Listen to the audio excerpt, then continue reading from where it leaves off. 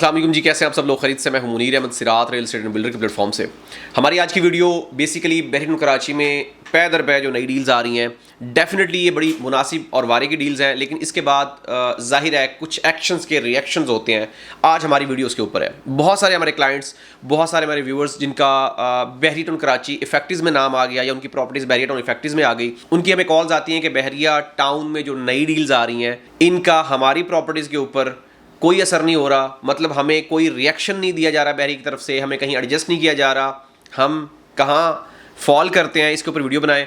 और साथ साथ वो हजरात जिन्होंने मिसाल के तौर पे बहरिया ने किसी एक स्पेसिफिक प्रेजेंट में प्रॉपर्टी दे दी और वहाँ पे एक बंदे ने ऑलरेडी प्रॉपर्टी परचेज की, जो उसने 4 गुना महंगी प्रॉपर्टी परचेज की और वो वहाँ पे होल्ड करके बैठा है, लेकिन नई डील आने के बाद उसकी प्राइस मजीद डाउन हो गई है।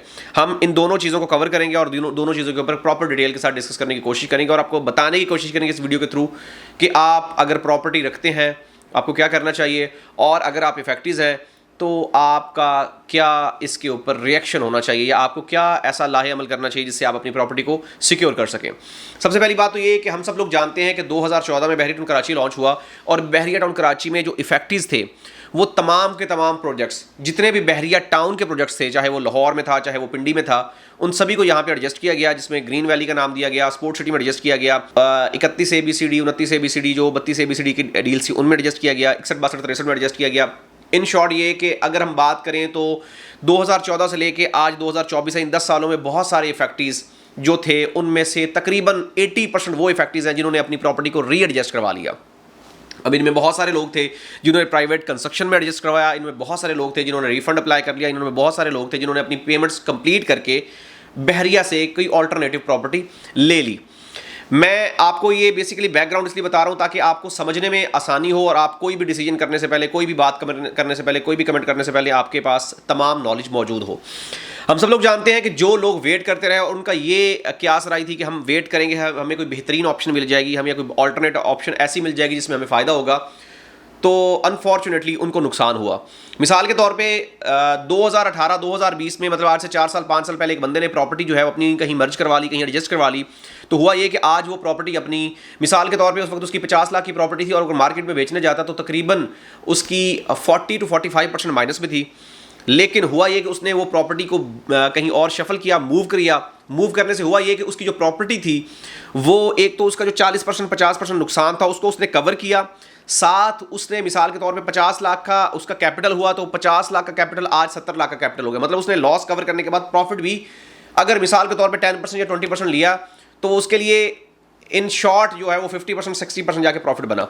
तो उसमें बहुत सारे लोगों ने वो प्रॉपर्टीज़ जो है वो रीसेल कर दी, अपना पैसा निकाल लिया, बहुत सारे लोगों ने उसको कंटिन्यू किया और उसके ऊपर रेंटल इनकम इंजॉय की। अब इसमें दूसरी कैटेगरी वो थी जिन लोगों ने बहरिया से थोड़ी सी कशमकश की या जो भी मामला थे उन्होंने किया और बहरिया ने उसको कहा कि आप अपनी अमाउंट्स कंप्लीट करें, हम आप उसको ऑल्टरनेट ऑप्शन देते हैं। अब मैं पहले आपको बहरिया की साइड में बात करूंगा कि बहरिया ने बेतहाशा ऑप्शन दी, मर्जिंग की ऑप्शन दी, रीलोकेट की ऑप्शन दी, आपको कहा कि आप इतनी अमाउंट पे करें, हम आपको किसी रेडी प्रॉपर्टी में एडजस्ट कर देते हैं। तो इसके ऊपर बहुत सारे लोगों को जो समझते थे प्रॉपर्टी को उन्होंने एडजस्ट करवाया और अपने पैसे को रोलिंग में लेके, लेकिन जो लोग अड़े रहे उन्होंने कहा जिद पे रहे कि हमने यही लेना है और हमने यही लेना है, उसका हुआ नुकसान ये कि उनकी प्रॉपर्टी आज भी उसी रेट के ऊपर है और बजाय रेट्स बढ़ने के उसके मजीद रेट नीचे गए और उसकी प्राइस मजीद डीवैल्यू हुई। मिसाल के तौर पे अगर हम बात करें तो 2018-2020 में 40% माइनस था और आज 65% माइनस में वो प्रॉपर्टी खड़ी है। ये तो थी एक सिचुएशन। अब दूसरी सिचुएशन ये कि एक बंदे ने मिसाल के तौर पे जब उसका डॉलर का रेट था 50 रुपये या 70 रुपये तब एक प्रॉपर्टी परचेज की और आज 280 रुपये डॉलर का रेट है और उसकी प्राइस बढ़ने के बजाय मजीद डिक्रीज हुई, तो वो टू साइड से नुकसान कमा रहा है। एक तो ये अगर वो डॉलर में पैसा अपना रखता ओवरसीज पाकिस्तानी था तो उसको फायदा होता, और दूसरी बात ये कि अगर वो इस प्रॉपर्टी की बजाय किसी ऐसी प्रॉपर्टी में इन्वेस्ट करता जो कि प्रॉपर्टी उसको इंक्रीज होती, उसमें उसकी वर्थ इंक्रीज होती, तो उसको डेफिनेटली उसमें फायदा होता। लेकिन दोनों सूरतों में उसको नुकसान हुआ। एक तो नुकसान ये हुआ कि उसकी प्राइस प्रॉपर्टी की डाउन हुई और दूसरा ये कि उसको कन्वर्जन रेट में भी काफ़ी अच्छा खासा नुकसान हुआ। एक तरह से उसका पैसा जीरो हो गया। अगर आज वो अपनी एक्चुअल प्राइस के ऊपर भी चीज़ बेचता, मतलब 17 लाख की प्रॉपर्टी ली हुई 17 लाख में भी बेचता है, तब भी वो एक अच्छे खासे नुकसान में है। तो ये थी एक सिचुएशन। अब इससे हम आगे निकलते हैं, अब आते हैं कि ये नई डील्स आने के बाद क्या बहरिया मलूज़े खातिर ला रहा है उन हजरात को जिनकी प्रॉपर्टीज़ आउट ऑफ बाउंड्री हुई हैं, या वो हजरात जिनकी प्रॉपर्टीज़ डिस्प्यूट में चली गई हैं उनको बहरिया ने कहीं ना कहीं एडजस्ट किया या नहीं किया है। अब इसमें आपको रिसेंट में बताऊं कि 23A के विलास जो बहरिया ने दिए थे और जो बहरिया ने आप कह सकते हैं कि आउट ऑफ बाउंड्री कर दिया, और उसमें काफ़ी ज़्यादा लोगों की प्रॉपर्टीज थी और काफ़ी सारे लोग जो है वो डिसअपॉइंट थे इस वजह से कि हमने यार घर अपने रहने के लिए लिया, लेकिन बहरिया ने हमें कोई ऑल्टरनेटिव रास्ता नहीं दिया, जिसमें बहरिया ने जो है 42 लाख रुपए का 125 गज का दिया और 49 लाख रुपीज़ का बहरिया ने 200 गज का विला दिया। बहरिया ने कहा कि इन लोगों को निकालने के लिए मैं ये करता हूं कि अगर आप मार्केट में बेचते हैं तो मैं करोड़ रुपए इसकी एडजस्टमेंट रखता हूं। बहरिया ने डीलर्स को कह दिया कि आप करोड़ रुपए में ये प्रॉपर्टी ले। लोगों ने 80 लाख, 90 लाख, 95 लाख में अपने विलास बेचे जो समझदार थे, और अपना पैसा निकाला और उसको पैसे को कहीं और री इन्वेस्ट करके उसने वहां पे प्रॉपर्टी ले ली। मिसाल के तौर पर 50 लाख में लिया, करोड़ में बिक गया। कुछ लोगों ने बजिद रहे, उन्होंने कहा हमें प्रॉपर्टी ही चाहिए, हमें ऑल्टरनेट प्रॉपर्टी चाहिए, तो बहरिया ने उसको कहा कि हम आपको इसको री एडजस्ट कर देते हैं। बहरिया ने विला के अगेंस्ट 2 बेड का अपार्टमेंट विद पोजेशन दे दिया बहरिया हाइट्स में। मिसाल के तौर पे आपको 6 महीने साल में हम ये रेडी करके दे देंगे, आप इसमें मूव हो जाए, आपको कोई हिडन चार्जेस पे नहीं करना पड़ेंगे। अब बहुत सारे लोगों ने वो भी एडजस्ट कराया, लेकिन बहुत सारे लोग इस बात पे बजिद रहे कि हमें भाई विला के अगेंस्ट विला ही चाहिए। आज वो उनकी सिचुएशन ये है कि वो रह चंद गए, लेकिन उनकी सिचुएशन ये है कि उनको कोई भी चीज़ नहीं मिली, क्योंकि बहरिया ने वर्जिंग ऑफ कर दिया है, बहरिया ने कोई भी उसके ऊपर अब सब्सिडी नहीं दे रहा, जिसकी वजह से चीज़ें काफ़ी डिस्टर्ब हो रही हैं। अब आते हैं हम उन हजरात की तरफ जो कि इस वक्त नई डील की वजह से परेशान है। अब सबसे पहली बात ये कि बहरिया ने रिसेंटली ये बोला कि हम 61, 62, 63 को ऑन ग्राउंड करने जा रहे हैं, और 61 की लोकेशन भी बहरिया ने अनाउंस कर दी।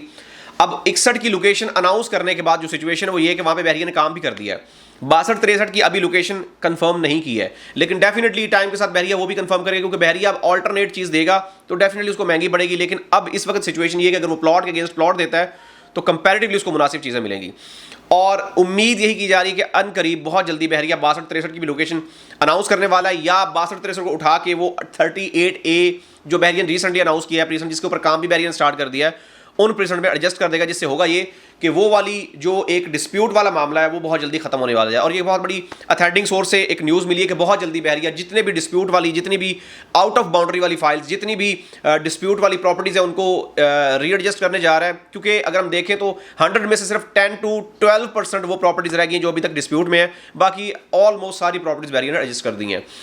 अब इसमें जो सबसे ज़्यादा जो नई डील्स आने से नुकसान हुआ है वो उन हजरात का हुआ है। मैंने जो आउट ऑफ बाउंड्री वाले फाइल्स या डिस्प्यूट वाले फाइल्स उनको मैंने शॉर्ट मैसेज में समझाने की कोशिश की है ताकि आपको समझ आ सके। मजीद कोई क्वेश्चन रहेगा तो आप मेरे साथ कॉल से भी इसको डिस्कस कर सकते हैं। अब आते हैं हम उन हजरात की तरफ जिनकी मिसाल के तौर पे किसी प्रीसेंट में, मिसाल के तौर पे दे रहा हूँ कि प्रीसेंट 8 में एक प्रॉपर्टी बंदे की है जो बंदे ने 1.5 करोड़ में परचेज किया, अभी बहरिया ने 80 लाख रुपये में वहाँ पे प्लॉट दे दिया। अब हुआ ये कि वो प्रॉपर्टी पहले ही बिक नहीं रही थी, ऊपर से नई डील मार्केट में आई जिसकी वजह से चीज़ें डाउन हो गई। एक बेसिक रूल है प्रॉपर्टी का, अगर आप देखेंगे एक प्रॉपर्टी अपनी एक्चुअल रेट से नीचे खड़ी तो उसकी वजह यह कि या तो मार्केट में सप्लाई बहुत ज़्यादा और या फिर मार्केट उस जगह की इस वक्त वैल्यूएबल नहीं है। मिसाल के तौर पे आप एक प्लॉट लेते हैं जो आपने 2 साल पहले लिया, वो 10 लाख रुपए का था, आज अगर वो 8 लाख रुपए में बिक रहा है तो उसकी 2 रीज़न हो सकती हैं।